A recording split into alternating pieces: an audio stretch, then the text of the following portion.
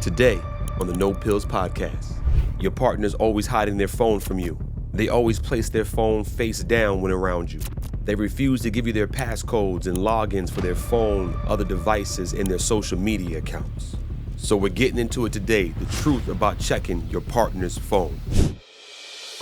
You're now listening to the No Pillz podcast, your best resource for cultivating meaningful, healthy, long-lasting, romantic relationships that bloom into strong marriages. Welcome to No Pillz. Welcome to No Pillz.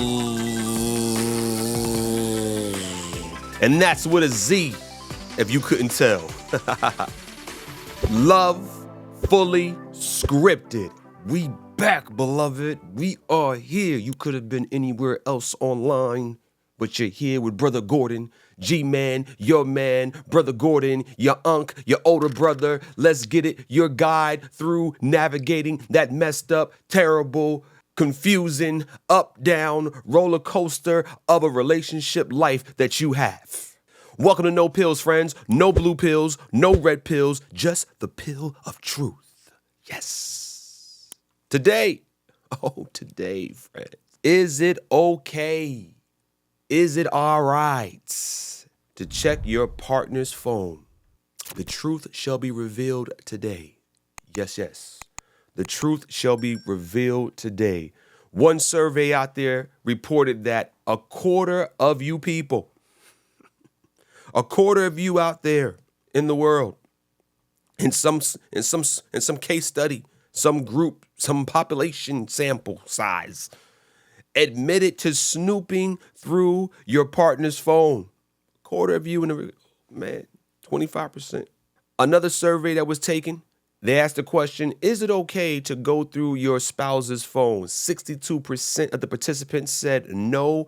38% of you said yes. Professional snoopers you are.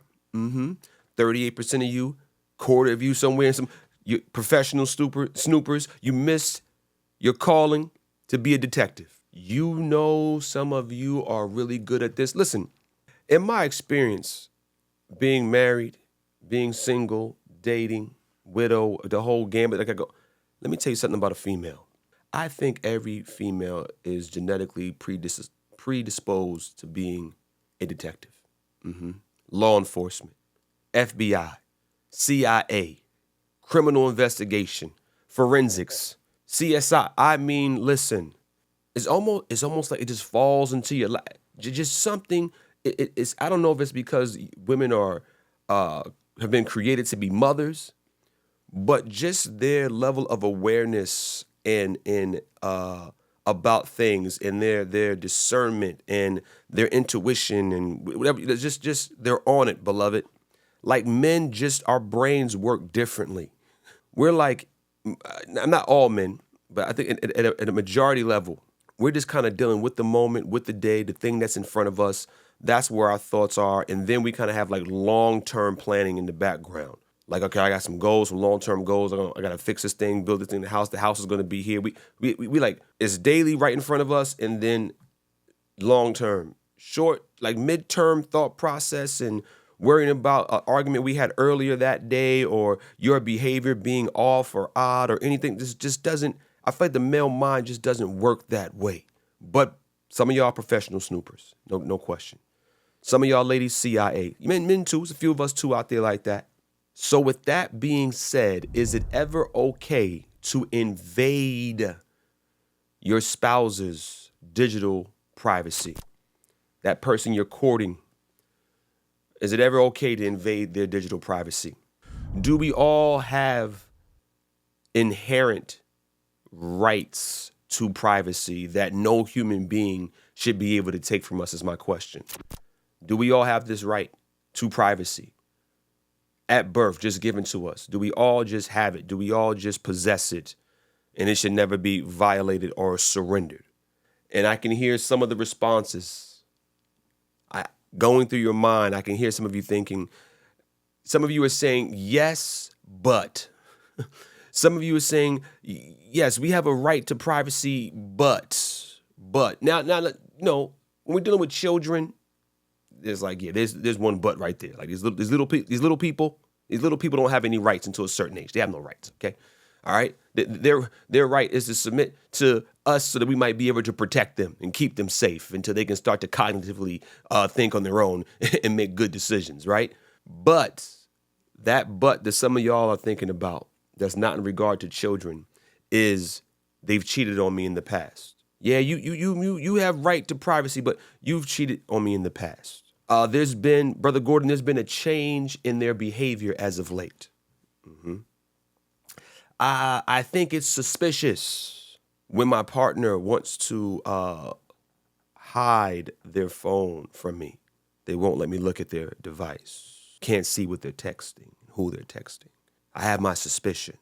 Where there's smoke, there's fire, right? Listen, if all that you're saying is true, if all that you are thinking is true, does that mean they lose their right to privacy? I want you to ponder that for a minute. If everything you said, the cheating, the change of behavior, your suspicions, the suspicious behavior, if all that is true, does a person still have a right to privacy even in the light of said behaviors? I want you to answer that question. Because some of you are in a relationship where they haven't cheated. Your partner, spouse hasn't cheated in the past. They haven't given you any reason not to trust them. But your past hurts, your past traumas, your baggage, you being cheated on in the past, you are now bringing that trauma, that distrust, and you're putting that on your current spouse, your current relationship. It's toxic. So now you don't trust them because you don't trust the last person you were with. Maybe like a whole different ball of wax there, right? But you know it's real. You know what I'm saying is real. It's honest. Some of you are in that place. And let me suggest to you, maybe you're not ready to be in another relationship, in a new relationship. You know, some of us are just afraid to be alone, friends. We don't want to be alone with our own thoughts and have to have self-reflection and be in a season of singleness. So we rush and we got to always be in a relationship. We always got to be fooling around, messing around. Rarely are there any folks out here today who the majority don't. North America, let me limit it to North America. We don't value commitment. We don't value marriage. So we're just out there getting our hearts broken over and over again and just sharing our heartbreak and our trauma and our distrust and putting it on any and everybody around us like the common cold, man, like a virus. Our brokenness is a virus that we're just passing on to everybody else because we're afraid to quarantine. I know COVID got a lot of us messed up, but you're coming out of something that's damaged you. Take some time to be alone with God. Take some time to get your thoughts together. Ask the Lord, am I ready to be in a relationship? How am I doing with you? How am I? You know, what do I need to do? Listen, I believe that all adults, okay?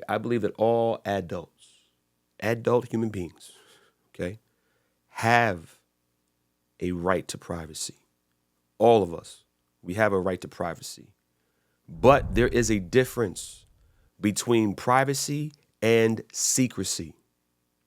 There is a difference between privacy and secrecy. Privacy is based on mutual agreement. Okay, we both mutually agree to privacy in our relationship. It's safeguarding behaviors that are socially accepted, friends, and considered harmless to others.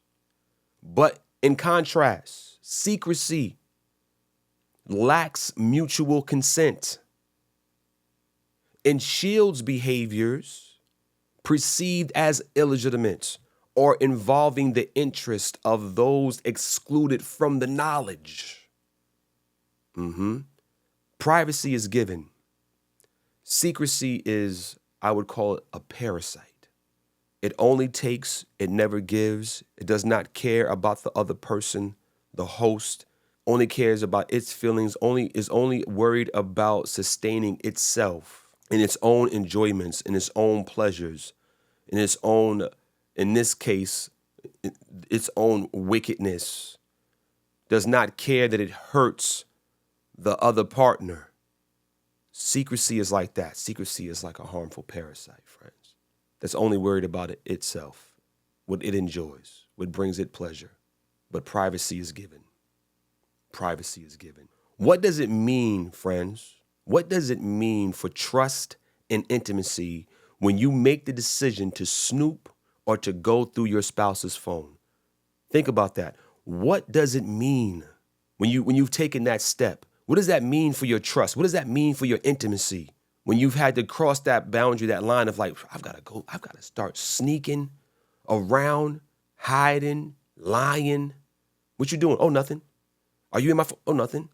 Right? I want you to realize that there's lying going on with secrecy. A lot of times when you're dealing with secrecy, when you're in the depths of secrecy, you're lying. You're having to lie on people, lie about things. A lot of times lying is involved, friends. I want to bring up 2 points to you. What does this mean for your trust and intimacy in your relationship when you've gone and crossed over this line? I'll say what I've heard from females over the years. Looking for something, you're going to find something, even if it's not there. So that's the first thing that's going to, you're going to go crazy. Your mind could potentially begin to play tricks on you. Everything you see, every interaction, every text message, every DM, every communication, when you're snooping, your mind is going to maybe exaggerate that thing or not know what to do with that thing. And now you're just in this place of turmoil and discontentment. And you're looking for it. You're going to find it even if it's not there. That's one thing to be concerned about when you cross that line. Second thing I want to submit to you. Where there is no trust, intimacy will suffer. It will indefinitely suffer, if not altogether die and be completely destroyed. Trust is the glue, the foundation of your relationship. So now if you've had to cross a line because you don't trust, believe and trust that intimacy is going out the window. Can you be intimate, friends, with somebody you don't trust? Come on, talk to me. Can you really be intimate with somebody you don't trust? Can you really give yourself fully to them? Can you surrender? Ladies, can you surrender giving your body away, your mind, your heart away to a man you don't trust? Men, all my men out there that are in the red pill space who think I need to get as many women as I can and make all this money, blah, blah, blah. Yeah, who you think any of those women love you when they know they're not the only one? You think you really have their heart? They really, friend, if you believe that's the case, you don't know too much about women. You don't know too much about love. Listen, I started this podcast to be able to speak to all the men and women out there, 20s and up, that are just receiving all this bad advice, toxic, broken, foolish counsel about relationships. A healthy relationship is a monogamous one. A healthy relationship is one where there's faithfulness and trust, stability, intimacy, love. That's where there's a marriage, friends. Just keeping it real with you, young people, older people, keeping it real with the people. We're talking about love. I'm the people's champ, friends. Because with the advice, the wisdom that I'm sharing with you, I'm getting from the manufacturer's owner's manual. And it's just, you can't improve on God, friends.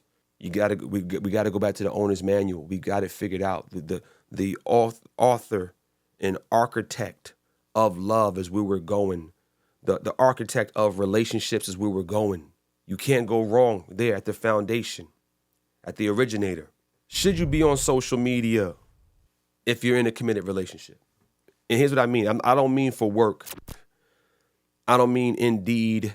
When I say be on social media, I mean posting the naked pictures, exchanging DMs with people of the opposite sex, exes calling your phone or liking your pictures on the gram. If this is you, let me ask you a question. Are you trying to be single in a marriage? Is that what you're trying to do? Are you trying to be single in a marriage? It's an oxymoron. That don't make. Just do some self-reflection. Say, man, am I trying to live a single life do I want my cake and my ice cream and eat it too? Am I trying to just reap all the benefits of monogamy, but be a polygamist, be a whore, be a, you know what I mean? Like, you got to check yourself. Before you wreck yourself. Like, really, really check yourself. Are you trying to live a single life in a monogamous relationship, which is only going to result in hurting this other person that you supposedly are saying that you love? Friends, I speak from experience, beloved. It's real out here. How much hurt we can cause one another unnecessarily. Friends, let me ask you a question. Why do you have pictures in your phone of you and your ex kissing, you and your ex on holiday, and you're in a new committed relationship? Why do you have that going on? Why do you have love notes from them and saved text messages that you like for what reason? Why? Why are you doing that? Why are you doing that to yourself and the new person that you're with? If it's like that, then go be with that ex. Pictures of y'all kissing on vacation, holiday. Like, ask yourself what's going on there. Let's talk about the ethical and the emotional implications of going through your spouse's phone, your partner's phone. First thing I want to say to you, you're violating your own ethics and integrity in a lot of the cases when you have to resort to,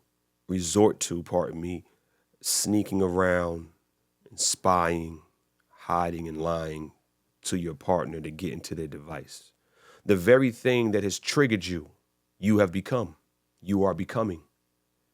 The very thing you don't like, you are becoming. Taking that step across that line, across that threshold now begins to change you. You are now coming down to the level that you were above, that you desire to be above. That's my first warning to you. First implication. Second one I want to say to you. Have you now become unnecessarily controlling? Have you now become unnecessarily controlling? I'm talking about the difference between force and surrender. Unnecessarily controlling. You cannot force someone to give you access to their phone, to their social media accounts, or to their hearts, friends. You can't force that.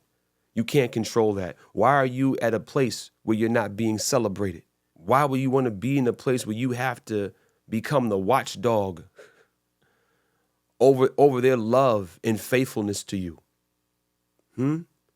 What is this doing to you emotionally? I want to read you something from the owner's manual, friend, and I pray you would pay attention and you would listen. This is found in 1 John, the book of 1 John, chapter 4, verse 18. Please, friend, listen to these words. There is no fear in love. There is no fear in love. But perfect love casteth out fear, because fear hath torment. He that feareth is not made perfect in love. Let me bring this into your situation.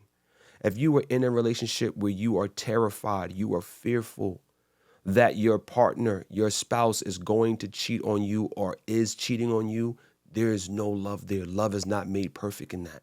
That is only torment. And if you are the person that is causing the torment, giving your spouse to have all this suspicion, and you're DMing people of the opposite sex, and you're running around with naked photos of you online, and your behaviors are strange and changing, and you are causing hurt and discontentment, harm to your spouse. There is no fear in love. There is no fear in love. I can't say that enough. What a beautiful reality. There is no fear in love, but perfect love casteth out fear. Where there is love, fear is being cast out. Where there is love, trust is present, because fear hath torment. He that feareth is not made perfect in love. Men, women, let that sink into your mind. 20-year-old, 16, you're out here running around, high school, college, and you're just breaking hearts, being untrustworthy, being unfaithful, being suspicious, never satisfied to drink from your own cisterns and your own wells. Never satisfied in the partner that you're with, and all you're doing is causing them hurt and harm. You're not mature enough for this thing. You're not ready for this thing. You don't have you figured out. You don't have you figured out, friend. Facts. I want to give you some practical advice and practical considerations, all right, on how to address concerns and maintain a healthy relationship without crossing boundaries, And some of these are going to be preventative in nature. Some of these are going to be preventative in nature. All right, first thing we're going to talk about when we're talking about the practical advice and considerations. Being in a relationship is a choice. Being in a relationship is a choice. Never forget this. Friend, listener, my audience, never forget this. Being in a relationship is a choice. And have you done your due diligence? Meaning you're saying, I don't trust you. I want all your logins. Why would you even be dating a person you don't trust? Did something happen that was untrustworthy early on in the relationship, in the courtship phase? And if so, then what? Did you not listen? Did you not see the flags? Did you not see the warnings during the due diligent phase? Did you just forget that? Okay, let's say there was some infidelity, let's say. There was some unfaithfulness, depending on where you are, if you're in courtship phase, right? And then let's say, did that person that you're in a relationship with, did they take accountability for it? If that person was you, did you take accountability for it? And did you guys move on?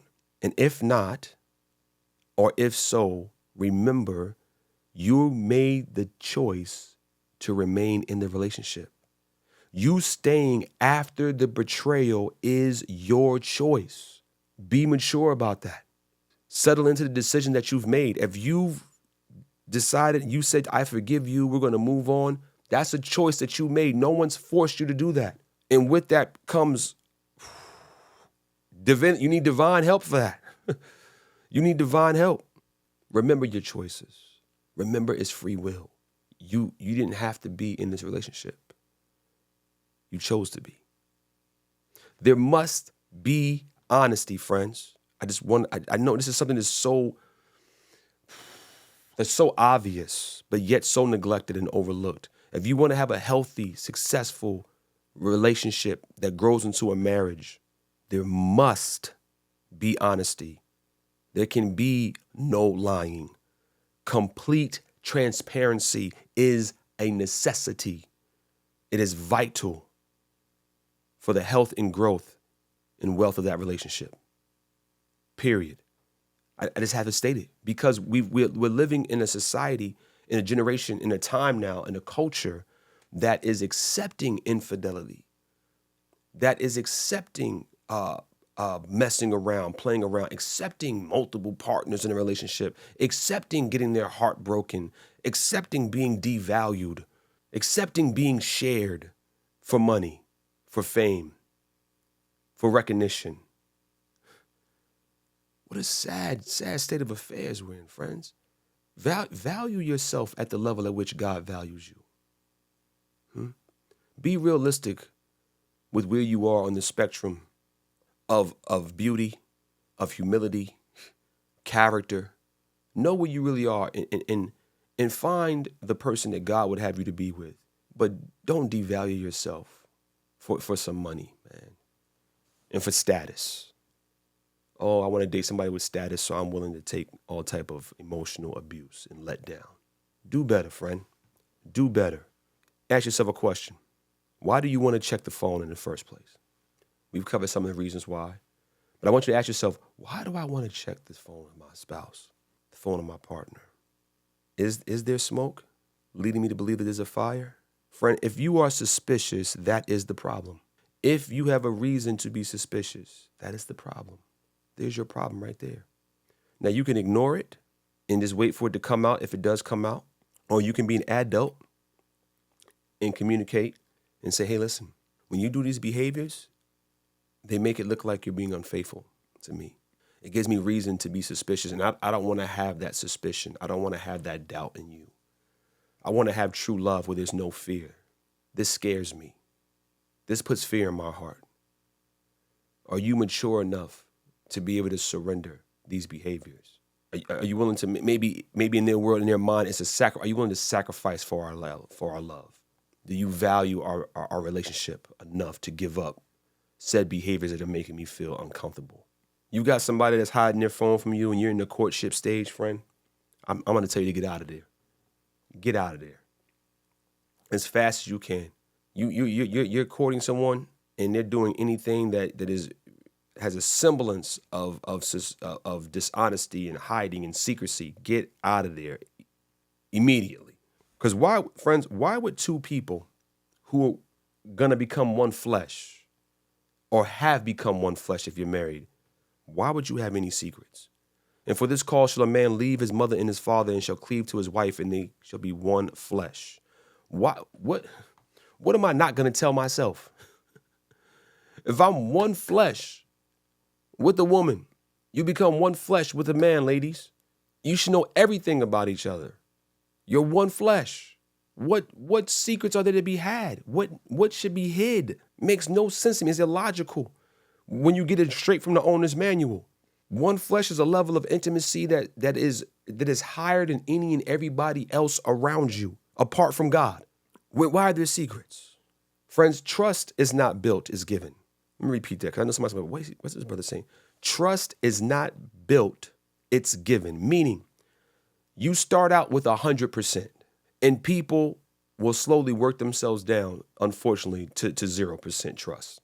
But you come into the classroom 100%, all you got to do is just execute, show up, be transparent, be loving, be faithful, be honest, be real, and you stay at 100%. Rebuilding trust is something that happens when there's been that infidelity, when there's been that, and it's like you almost wonder, like, friends, in my experience, what I've seen in life, is rebuilding trust is not an easy thing to do. And a lot of people, they'll give up on the marriage. They'll give up on the relationship, right? In the courtship, whatever. And even the courtship, you're going to get out of it anyway, probably. But in the marriage, people give up because then it's like, man, I've broken this thing so bad. I've messed this thing up so much that I'm a punk. I don't have the energy that it's going to take to fix it. I'm lazy. I've made a mess of the whole thing, and now I just want to leave. I don't want to clean up the mess. I don't want to put the hours into talking and loving and being faithful and being transparent. That's too hard. I just want to stay in my flesh. Trust is not built, it's given. Last thing I want to say to you today. You should never have to or check your spouse's devices, phones, social media accounts.